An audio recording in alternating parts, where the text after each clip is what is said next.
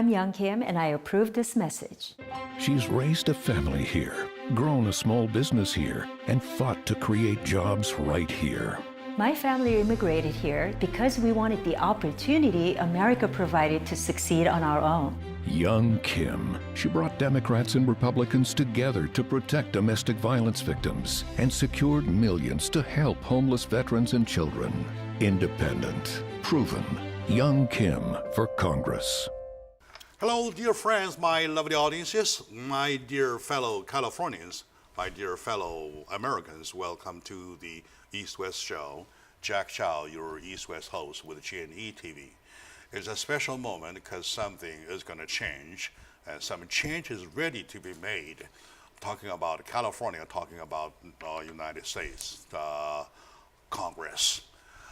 We see for quite some time U.S. politics kind of like tilting to my eye, and by the way, whatever I say represents only myself, my personal opinion, doesn't represent this show, this organization, the flagships whatsoever, me, my personal opinion.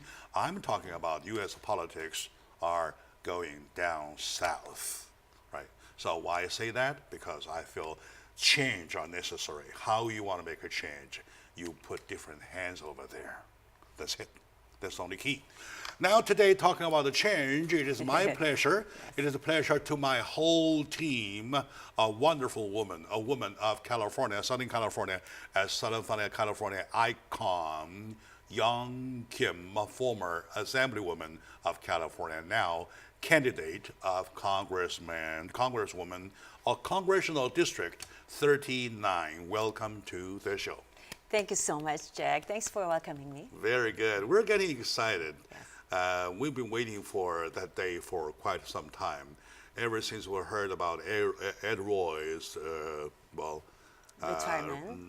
Not running for anymore. We really wish that seat be kept in the same way it was, if not better. Right now, I know it's going to be better because I see a brand new hand. Right. Of course, when doing this show, yes, I simply ask only 4 questions. Yes. And those 4 W's, right? Those 4 W's stand for who you are, what you do, including what you did, mm-hmm, what you have done, right? Do, did, done, mm-hmm, to qualify, mm-hmm, to say, hey, why you, yes, right? Like that, yes, right? What you did, what you do, what, mm-hmm, you have done. Mm-hmm. And the 3rd W, what are you planning on doing, yes, once taking office? Mm-hmm. We want to get some advance, some promises. Okay. If you want to sign us an advance check, this is the check we're asking for, right? And with that, we are going to go to the bank to deposit it because you said so, right? Like that kind of thing. That is the 3rd W, which is that what you plan on, mm-hmm, doing once, mm-hmm, taking office. Mm-hmm. And the 4th W is why. Why you, not me? Yes. Right? Why anybody else? By the way, my dear friend, in this district, this is one of the hottest districts of the whole history. In the whole district for this campaign, there had been 17 candidates, and she, my friend, Young Kim, made herself to one of the 2. Not only one of the 2, the top one of the 2. How about that? Congratulations so Thank far. you so much. Yes. Now, it's your cup of tea now. Yes. Okay. You want to take it over? Sure. Right.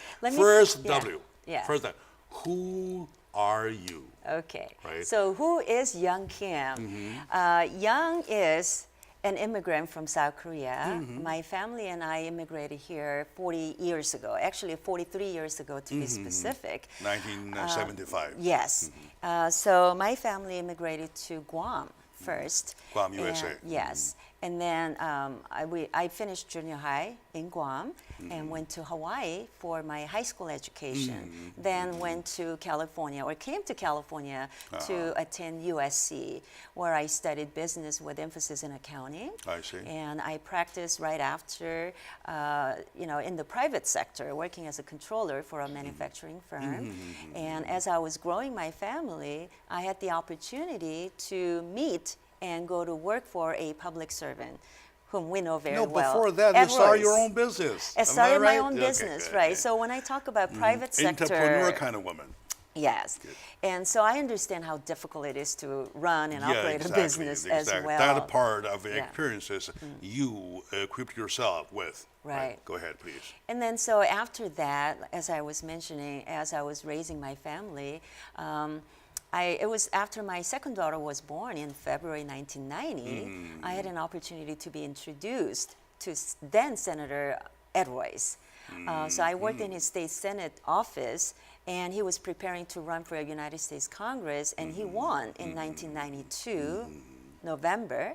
So I transitioned to continue to work with him in his congressional office. So for altogether, in his 21 years in his congressional office, I had the opportunity to also work with him and represent the 39 congressional districts. That transition, for what I can see, is seamless because you have been with him, Yes. right? You're in Southern California, so you know the area, you know the district all the way, and then you're working for the same boss. Yes. And what I see is seamless. Right. It's not like a helicopter thing. You landed on a brand new land. Where am I? If Like you that ask kind me, of when thing, I'm right? elected to Congress in November, you don't have to worry about the learning curve that is. Yeah, that I'm gonna especially hit and hit hard. Yes. Be ready for that, right? Okay. So, and I'm still focusing on Yeah. who you are. That question. Yes. And you mentioned about you were coming from immigrant family. Yes. And landed here in the United States, U.S. Guam, for starting since 1975, right? So you're talking about your a great part of your life is here Yes. in the United I States. spend more right? time in the United States than sure. I did in South Korea, that's for Sure, sure. exactly. And how do you see the world with an immigrant eye? That's a question I ask myself. Sure. Why I see things differently from people. So I'm asking you now. Sure. Within who you are, I'm asking you how you view the Well, world. living in South Korea, Guam, Hawaii, and California, it does provide me with a different perspective than most people who may have been just born and raised right here in Southern California, because I have seen different things. First of all, when I was growing up on the island of Guam, as a newly arrived immigrants, as most families do, we struggle to make ends meet. What I remember the most is how my mom would take me down to the beach regularly every weekend, asking me to collect cans and bottles. I thought it was just to help the cleanup project. But later I found out this was her way of recycling to get little funds. And in her very modest way, this was, even though we didn't have much, we're struggling to make our ends meet, she would give that money back to church, to other charities. This was her way of giving back to the And community. your education, And your that's, early education. that is a great legacy that my mom gave me, and the spirit of giving back to the community I and respect giving that back a to America, the country that gave me so much, the opportunity to succeed on our own through hard work. The reason I ask this question is that exactly I want to find the common ground, because a majority of my audiences are immigrants. Yes. I want to find out if you share the understanding of their mind, right? Well, this is important, very It important. is, of Very course. important. And I have a friend, Mr. Chris Nibby, director of Hollywood, and I never thought that he had a childhood of that condition. He said, I exactly knew what hunger was. When you say, I'm hungry, I want to eat, nah, that's not hunger. Only when people who know hunger And have experienced do it, know, yeah. do know how to work hard. Right. And you have to go through poverty to understand wealth, Sure. right? All right. To understand the power. Yeah, and when I say I've been to different regions throughout before I finally ended up in California, it just, and then also during the course of my adult life here, as I travel outside of this region, I come back feeling so grateful for what this country affords us.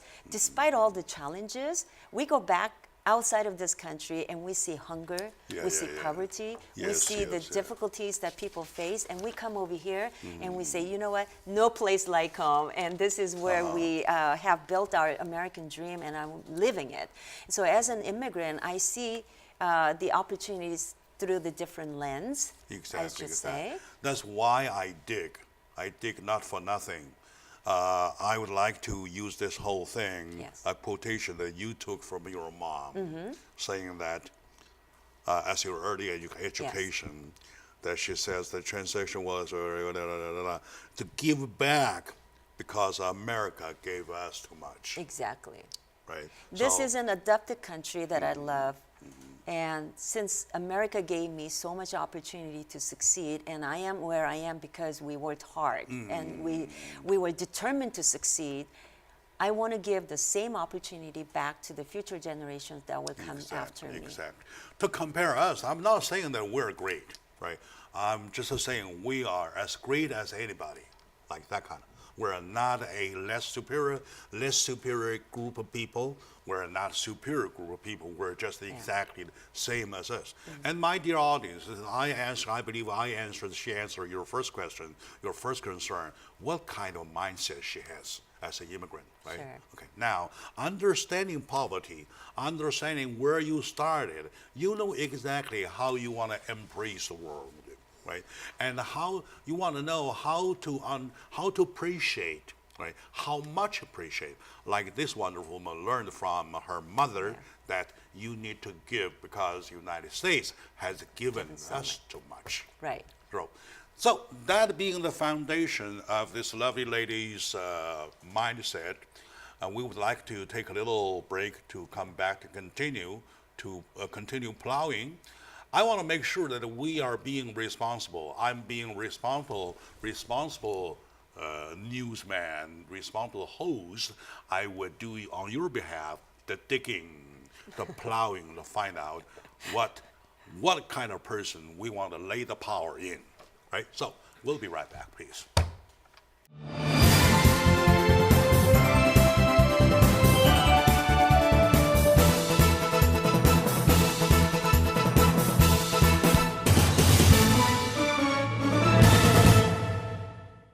Hello, dear friends, my lovely audience, my dear fellow Americans.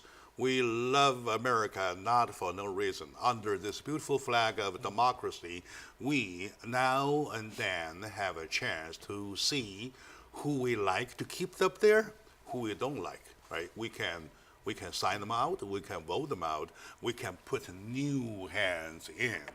All right, by term limit or not by term limit, by choice though, Ed Royce of 39th District of Congress is resigning, and we need to put somebody over there, right? We're talking about a balance. We're the whole country. We're talking about checks and balances, right? In between everything, we're talking about checks and balances. Between partisans, the same thing, right? Okay. With me today is the candidate. I mean, the top candidate. I mean, the winner candidate. How about that? Winner amongst 17, Young Kim. Former Assemblywoman of California, now ready to go, ready to launch, to go to the federal level. So before she starts, we are here doing a show. I am taking responsibility on my shoulder. It is incumbent on me to find out, is this woman trustworthy? Right? So I'm taking too much. Am I talking too big? I hope I've earned the trust already. Very and good. The fact that you've invited me to come and talk to you and your audience is a testament that you have faith in me and in my campaign. So I want to first of all thank you for that. Sure. And we talk about the second part of the W that we are in discussion now. You want to know what we did, what I will do, and what we'll continue to do. Yes. So let me tell you first of all, after having served the very district that I'm now running after Congressman Ed Royce announced retirement, I had 21 years of working side by side with him. And so during those times, I've come to know the individuals, the people, the various community organizations, and I built relationships over 2 decades. And this is the fundamental foundation of what makes me feel confident that this is a district that I can best represent to continue the legacy that this district, especially in San Gabriel Valley, have enjoyed. So I'm looking forward to that. But who would have thought when I was working with him for over 2 decades that this will be the opportunity for me to go and seek that very seat? I didn't know that. Very good. And so in 2013, actually, what I did was I left the office in order to prepare to run for California State Assembly. What we had seen a year prior to that in 2012 in North Orange County area, where Orange County is considered to be very conservative county, we lost that assembly district to a Democrat. Okay, hold on that part a little bit more. Okay. I want to plow a little more further. When you were there for Ed Roy's office, so you acted as a liaison, community liaison, Sure.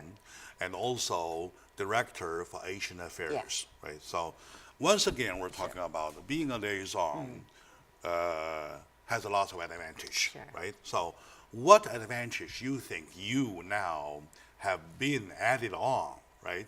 So by in terms of knowing the district Sure. and being a director of Asian affairs, how do you understand Asian affairs? Sure. That's another plus on you. Sure, Lots of yes, people do yes. not have, right? If you have somebody from, say, Florida moving into California for 2 years and started running, though, he or she might not even know what he is talking about. Yes. So being a director of Asian affairs Yes. and being a liaison community, community affair liaison, those are 2 important titles. Sure.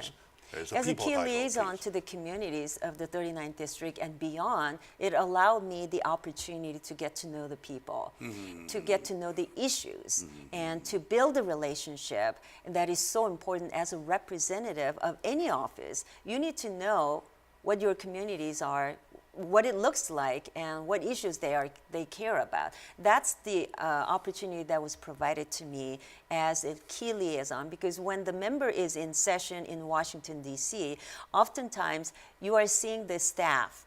That's oftentimes Young Kim out Yes, there, yes, not working with the community. So people already know that I have been around. I'm not just someone who just came out of the woodwork and say, oh my goodness, Congressman Royce is retiring. Let me see, if I can just have an opportunity to run.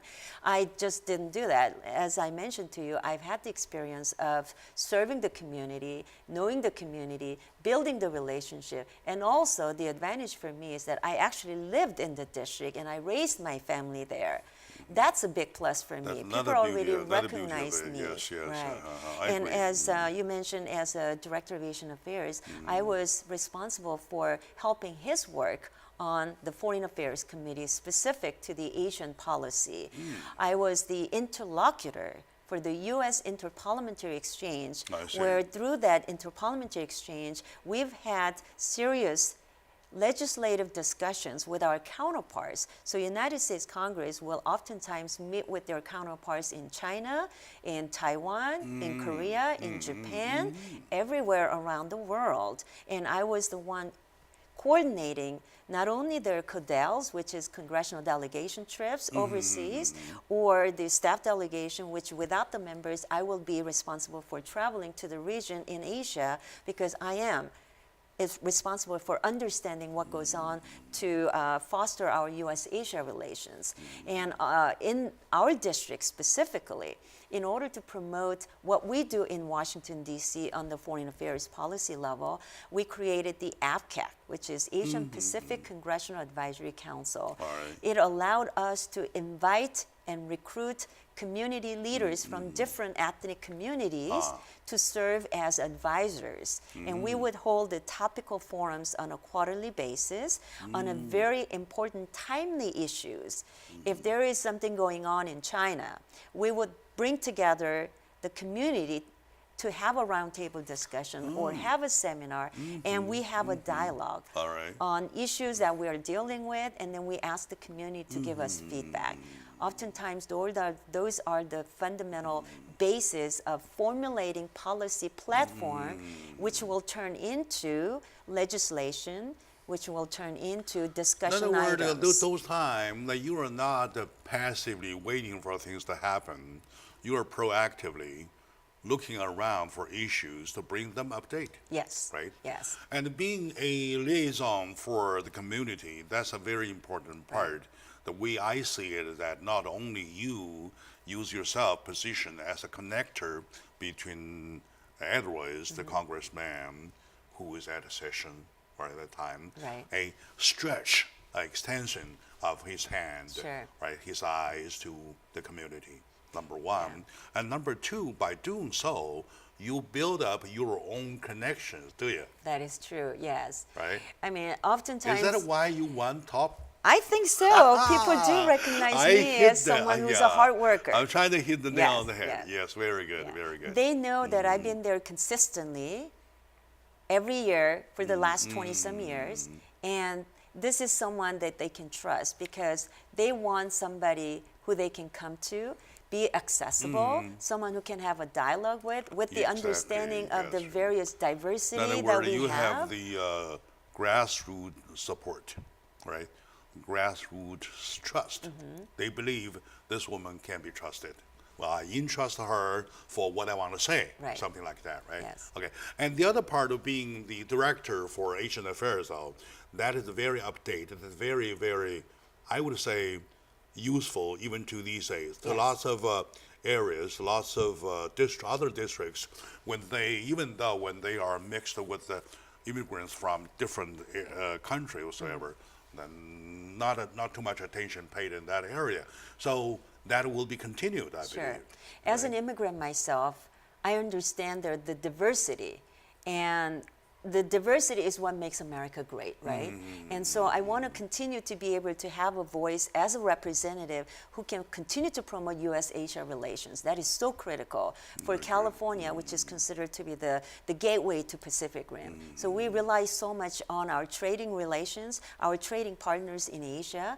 And so that is the part of what makes the fabric of America so great. So I want to be able to, we'll talk about this later on, I'm sure in the next exactly, segment, exactly. but I really want to promote and be perceived as an individual who understands the diversity, the importance of engaging Asia in order for United States to stay strong as a partner in economic areas, partner in political and social areas in all ways. But I bring that the different perspective than someone who may have been born and raised here the whole Very good, life. very good. Let's once again come back to the chronicle line, though. We were shifting from that to 2013 when you run for Yes. Assemblywoman. That position, of course, you won. Yes. And you started another kind of area, not a kind of approach. So you understand not only the district, Yes. now you understood California. Exactly. Right, enlargement. Yes. Do you think so? Do you take it that way? So, working for a long time at the federal level, I understood what issues are important at the national level. But now I'm serving in the California State Assembly. People care more about what's going on at the local level. They care about education. They care about economy, transportation needs. I mean, obviously, we deal with this at the national level too. But when I was elected to California State Assembly in 2014, I was one of the two elected assembly members then to break the two-thirds supermajority that was held by the California Democrat leadership.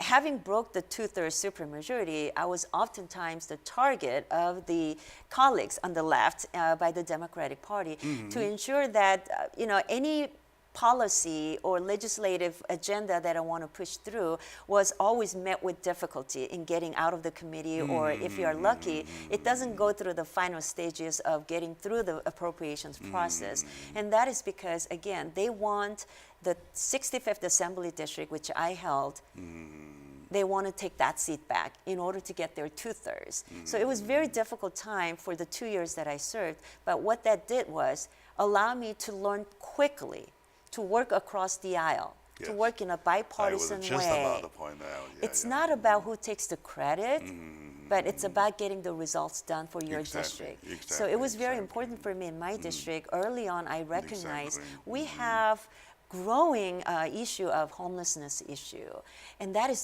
really, really important. So I wanted to address that issue, and I had a legislation to deal with it. I couldn't get it through. I thought that was it when it was killed in the committee. But I went to my leadership and said, this is an important issue for my district. Can you please work with the leadership on the Democratic side? Include and insert my language, and then let's get that done. At the end of the day, I'm very proud to tell you, we got that done.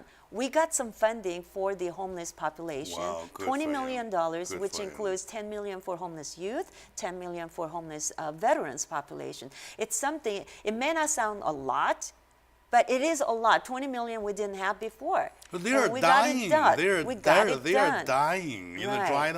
in a dried up pond already, Yes. right? So okay, as you my dear mentioned, friend, James, let's I take a mean, very short yeah. moment now. The more I talk, the more I feel like this wonderful woman that I believe probably I can go ahead. Before you decide, I can go ahead to cast my vote on her already. All right. So let's take a short moment out, and we will be right back. We'll continue from right there, all right? To have a mind who cares about the vulnerables is the mind that I salute all the time, all the time, all the time. I guarantee. You know me. My audience know me already.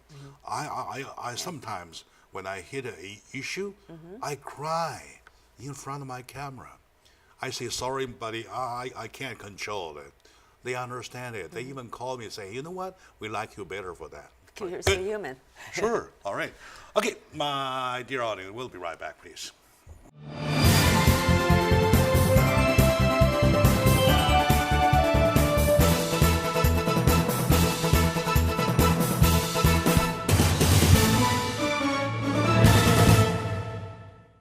Hello, dear friends, lovely audiences, my dear fellow Americans, brothers, sisters.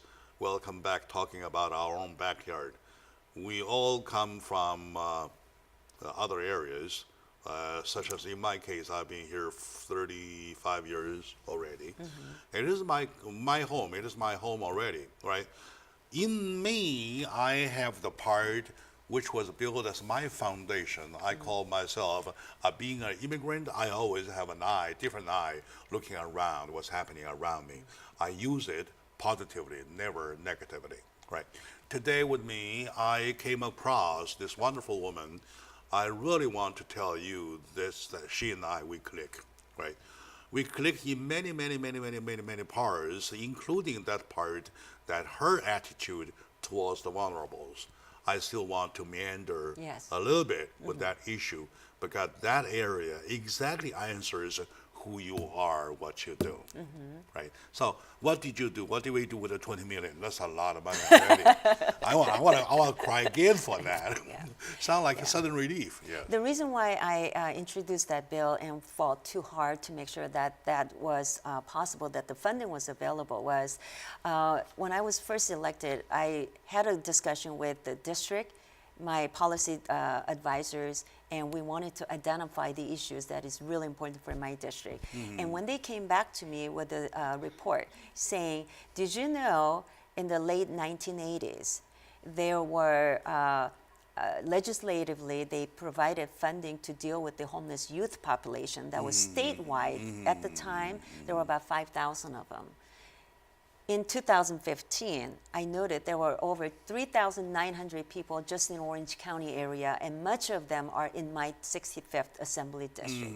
And I said, why is the case? When we started about 30 years ago with 5,000 homeless youth to take care of, and then the state of California set aside about $300,000 a year to address this issue. The issue has not gone away, but it got worse. And in my district alone, we have a population that is the majority of the homeless youth population. So at the time I said, you know what, if we don't deal with this issue now, we're going to see growing vulnerable homeless adults because they're going to grow up to be homeless adults. You're right. So let's take care of it. So that was the basis of asking for $25 million in my original legislation to build the emergency temporary homeless shelter that will house just the youth population, aging from, let's say, about 18 through 28. Why is that age important? It's because it's a vulnerable age group. They are the tender part of the vulnerable. Exactly. They're still single, but they're at the tender age of not knowing whether or not they have the resources to continue their high school education, or after 23 years old, they don't have a place to go. They're too old to be adopted, or they are out of the foster too young to system. confront the difficulties. Yes. So we wanted all these people in one location long enough it would provide 36 months of stay at that shelter. Excellent. So I know we're talking a lot and too specific on this issue, but the bottom line is I just recognize the fact that we need to take care of this homeless youth population today so they don't become chronically older Thank you homeless very much. folks. And I just say once again, of course, that's to you this past, right? To me, to my ears, I still feel, the momentum of it. I feel excited already. My dear audiences, like I said, you know me, you know Jack Chow, like you know your back of your own hand. I'm a man heavy as 238 pounds. I have a heart as tender as a 6-year-old. Right? I cry all the time. I can't stand it. I can't stand the hardship. No, not my hardship. I mean others' hardship, right? Those tender part of the vulnerables. Right. Well, this great lady, took care of it. Another I took care of it legislation with that difficulty, not without difficulties, with difficulty, Right, obstacles. it was. And another legislation that I want to highlight, since we're talking about my time in the California State Assembly, is that I did have a legislation to also take care of the other vulnerable population, the seniors. Oftentimes, senior citizens in their older ages are taken care of by their loved ones, their family members. And it's not always the case. However, the statistics show that they are taken advantage of, because many times they lose the ability to take care of their own financial needs, and so they leave it up to the family members or others who are caretakers, and then they are taken advantage of. So I had a legislation to ensure that those who pry upon those seniors, especially wrongdoing, taking advantage of their financial means, because sometimes they only rely on welfare system, welfare check, or their retirement funds, and if they are taken advantage of those and they don't know whether, where the monies go. Yes. We need to make sure that tell the very, very serious story that, it's not just going to be a slap on your hand, but you're going to be prosecuted severely if that you a bill do was this. from you. That legislation was also introduced because Yeah. I saw the importance of taking care of our senior population. Exactly. And another population that is, vulnerable is women, especially those, the victims of domestic violence.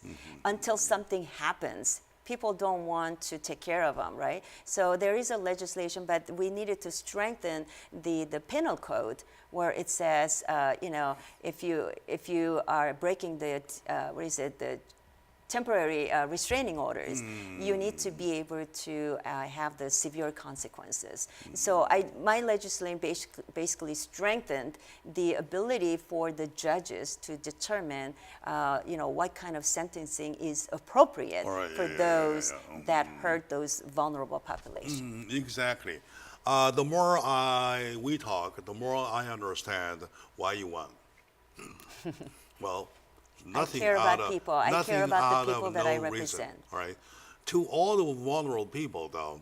Okay, now let me philosophically enlarge it a little bit, right? We're talking about a little wooden bucket, right? They're all made of those panels of wood pieces, right? As to how much water it can hold, the judgment is not the tallest; it's the lowest. It's the lowest.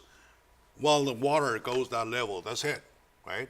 More than that, flow out. So it is exactly the lowest part of the panel of a wooden bucket decides how much water the bucket will hold. We as a society by not carrying our vulnerables or the tender part of our vulnerables, we're not holding water anymore. Thanks to this wonderful woman. I believe that is the bottom line. That answers my doubt, my question. My dear audience, here's the answer I can give you. I can guarantee I never lie. I never lie.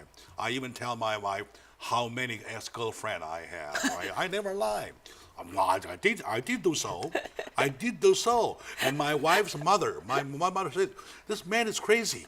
If I were him, I would not tell you that. So, and my wife says, well, isn't better, he said, to tell truth? I said, okay, well, I'm the better man. That's it, right? I never lie. I respect people with that kind of quality. Okay. Right? So, right, that's a definition, Yes. absolutely. Now, that is the part at the assembly Yeah. that enlarged your brain, enlarged your mind.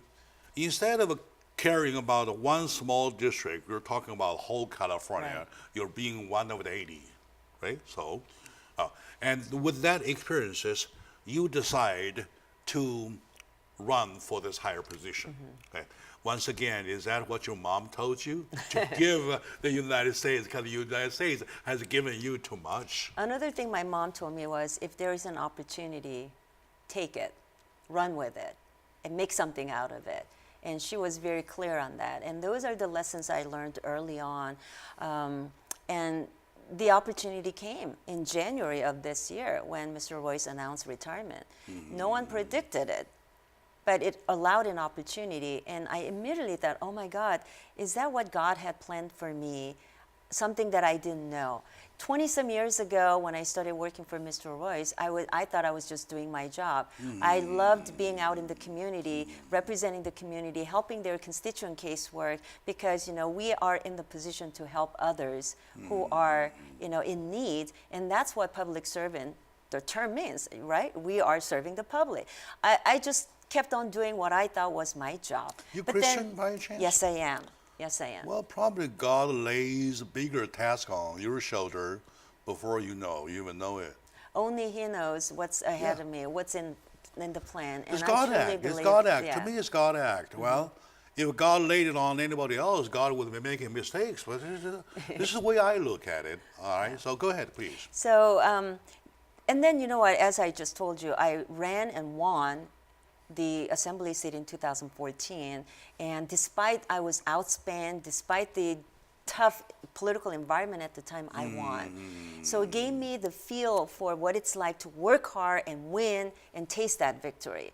And I worked in a most humble way to represent the district, and in 2016, I lost my re-election. It was very devastated, because I thought I really worked hard to represent the people and I deserved the second term, but it didn't happen. But you know what? I kept on going. I told people who believed in me, win or lose, you will continue to see me in the community, because my job is to work for the community and be in the community and do the service that I wanted. So I continued to stay for the whole year, not knowing this opportunity will come. And then, of course, January 2018, with Mr. Royce's announcement to retire, I jumped into the race. And I did what I thought was everyday thing for me, just getting out into the community, working with the community. And that's, I think, being visible in the community. At the time when you jumped in, how many were there already? Initially, we started about 20 people announcing to run or wanting to run. And then by the time February closing, the filing ended, there were 17 of us left. You have lots of guts. I do have a lot of guts. I guess I kicked a lot of butt. Yeah, you have lots of guts, my dear friend. Yeah. Lovely audience. This wonderful woman, the more I talk, the more I like. I respect a lot of people with a beautiful set of mind. And yet they are brave enough to confront what they believe. Well, they are right. When they believe they are right, to confront the obstacles, right? So the quality is there. The quality I'm talking about, the quality we're missing. So my dear friend, we'll be right back after this short while. I really wish there are 200 minutes in an hour or something like that. We'll have to go fast, right? So be right back.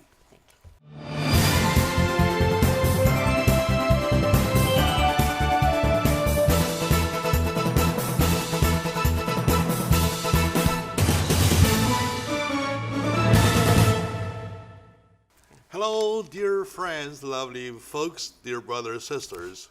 As you can see, the smiles on my face, right? I like my smile already because I'm getting excited because I see some hope, right? I'm no partisan. I'm not a Democrat. I'm not a Republican. I'm just the guy in the middle of the road waiting for some miracle to happen. That's it, right? If there's going to be money dropping on me, well, just a please go ahead and hit me, something like that. I'm that kind of man. I'm taking no side. However, when it's come to my own backyard, my own benefit, I'm being selfish. The selfish being explained in the fact that I care about you as a politics, right? So now, at Congress, we have a seat open, 39th district. It is during the primary won by this wonderful woman, Young Kim, who is ready to go further. Before, of course, by November, we all need your vote, right? You notice that? I said, we all need your vote. I mean, already. She's going to need your vote. I don't need your vote. Right? I need your vote, yes. I mean, already, right? Yes. So by November, okay, let me get in. By November, we all need your vote, right? So before you cast your vote, though, you deserve to know what kind of person this wonderful woman is, right? Include not only the way she looks, not only the way she talks, the way her mind works. I touched, I plowed it, I did in depth. I found out, well, they support the fact that she won already the primary, not out of reason. So all we need is one more kick. Remember, November, well, on the 6th, go ahead to vote, right? Now, back to the point. Sure. My fourth W, that is, what are you planning on doing and why? In other words, why you do this, right? Okay, what are you planning on doing once taking office and why, please? Sure. There are a few issues that I want to continue to work on as I did in a state assembly. One, working in a bipartisan way to get results done for my district. And to do that, there are issues that I identified and prioritized that is important for 39th district, but that also, whatever we work on at the national level, it affects all Americans. And so let's first recognize the fact that we all came here to realize the economic prosperity through the American dream that we all want to pursue. So we need to make sure that the economy is strong, because strong economy leads to a strong community.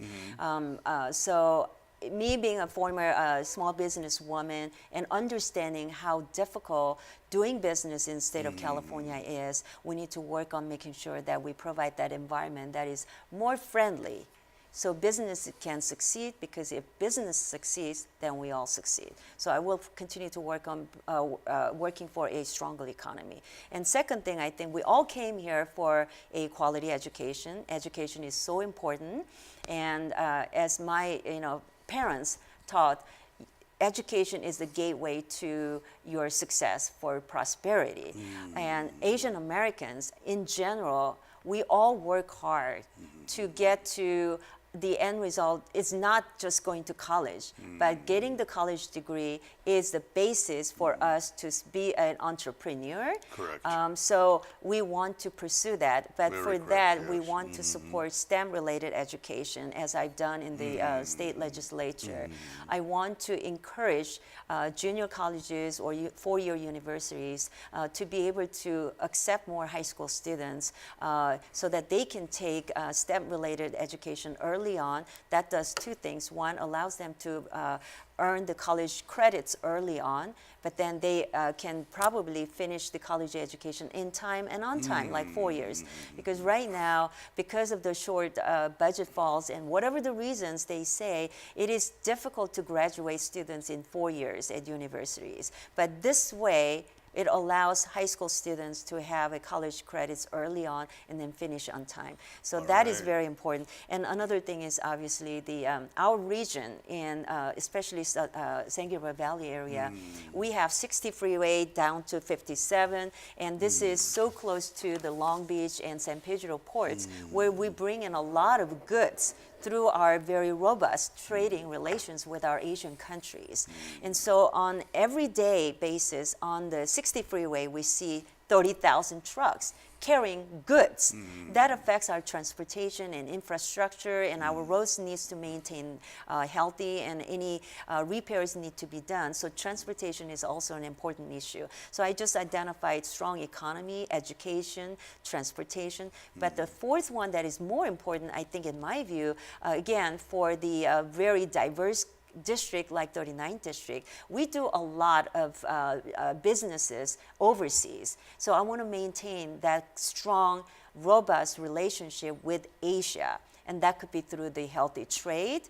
That could be done through a strong relationship, opening up the opportunity for others to come here on a student visas or H-1B visas, bringing the highly skilled labor workforces, or, government to government exchange groups. So people can come here and understand the American democracy and then maybe go back and help their countries to be that democratic country that we all desire to be. So these are the important areas that I've identified, and as your elected member in the United States Congress, I want to work on those. And these are just few issues out of the many. You know what I want to say? I want to say, ma'am, I like women's mind. Lots of details, Yes. and they are important details, right? And there's one more detail you mentioned about, there's here, Yeah. only one, I want to do it very quick. Why you single out the mathematics?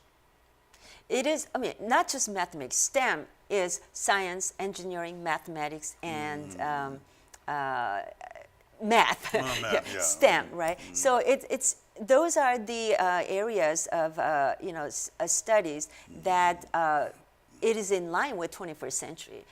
With the high innovation and technology, it all requires math. It requires engineering. I'm glad you noticed that, because I know that lots of the our kids so far, they kind of lag behind, right? So adding some efforts on that, I really support that idea. Yes. And also, there's another area you mentioned about immigration. Yes. Immigration, legal immigration, of course, right? Legal immigration. You want to see them. You say they ensure those brought to the U.S. as a child without a legal documentation are treated fairly and with compassion, right? Yes. So what Let do me you mean talk by about that. When people, when we have an immigration discussion, let's be very clear. One, I want to break it down into three categories. First, being fair. You and I and many others watching this show right now, we all came here legally to pursue the American dream. And there are many people legally waiting in line to achieve the same American dream that we all did. So it is about being fair. We cannot have somebody jump over the line and put the person from the very far to the front of the line. So it is being that. So I'm talking about fairness. And secondly, I'm talking about compassion. So we have a lot of asylum seekers that come to the United States, and they want to avoid the persecution from wherever the country they're fleeing from. So we need to be compassionate about the reasons why they're coming here. If they're seeking asylum, we need to be compassionate and take care of them, right? So that's the second part. And that's where the DACA issue, we need to fix DACA. And that's where I talk about we cannot penalize the children for the decisions that their parents made. And whatever the reason was, and then for them to come to United States, if they came and crossed the border illegally, they did so with the good intention of providing the opportunity for their children. So that's where the category of compassion comes into play. And then the third thing is the border security, of course.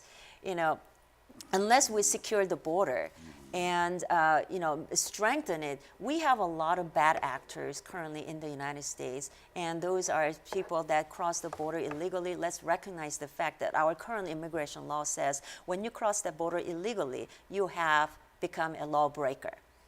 So we need to make sure that we secure the borders so this situation can be taken under control. But at the same time, we need to allow those undocumented individuals to be able to come forward so we can identify those upstanding citizens against those bad actors that we talked about. In other words, at the same time, while securing the border, though, you want to find out some solution to deal with who they are already here. Yes. With some reasonable penalty or solution whatsoever, because after all, quote your passion, quote your fear, quote what your understanding with DACA, though, well, they deserve some kind of humane understanding. Exactly. Right? Okay, very good. Yeah. And go ahead. Go ahead. Yes. Oh, go ahead. So in the immigration discussion also, I am, first of all, as an immigrant, as a mother, I raised four children.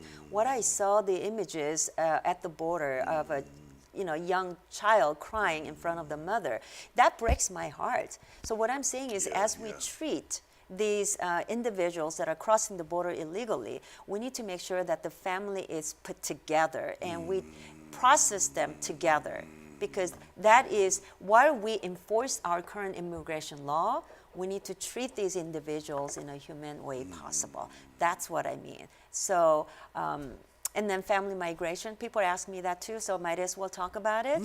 This is how I came here. It was through the family migration. Keeping the nuclear family together, it allows us to succeed together as a unit, family unit. So I support the family migration and also the family separation. I think it's a wrong policy, and I'm glad that the administration recognized it. And corrected. And corrected. All right, good. My dear friend, I really wish, like I said, 200 minutes in an hour, though. Well, okay, wait until somebody elect me on the Congress so I can make it 200 minutes in an hour. So I can do that. All right, good. Today is my happiest moment with my wonderful friend, Young Kim. She is the candidate for Congresswoman 39th District, and she is the hopeful, because she is the winner on top of winning the 17, and she is on top of one of the two, when she is the very top. So that gives you confidence about that, but that doesn't mean you can take it for granted. Oh yeah, she will be there. No. Go ahead. Right. Sometimes one vote, two vote make huge difference, right? So I'll give you 30 seconds to wrap it up, please. Sure. This is going to be a very tight race. I am running against an opponent who's self-funding his campaign. I am raising every dollar that we need in order to put together a credible campaign. We are already up on the air starting last week, and I want to make sure that the voters of the 39th district understand that there is a choice. There is a stark choice between the two of us. You have in me, Young Kim, someone who's worked in the district, who's raised a family here, and I really deeply care about this country that provided so much for me and my family to succeed. And you do not need to be trained. I do not need to be trained, You've been on the job for 21 years already.